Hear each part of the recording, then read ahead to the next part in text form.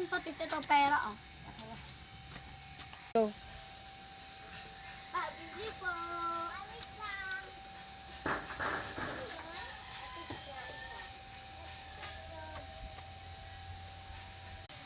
Ang tagal naman yan. Ma! Ano? Wala nang sukle. Ang mahal-mahal. Kalahati lang naman. Ano? Iyay na.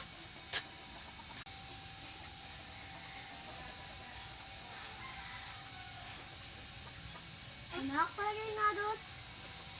Ito kami nito. Okay na po, Nay. O, tapos na pa, anak. Maganda ka na ng mga plato doon. Papa. Okay na po, Nay. Lagay mo na doon sa lamesa.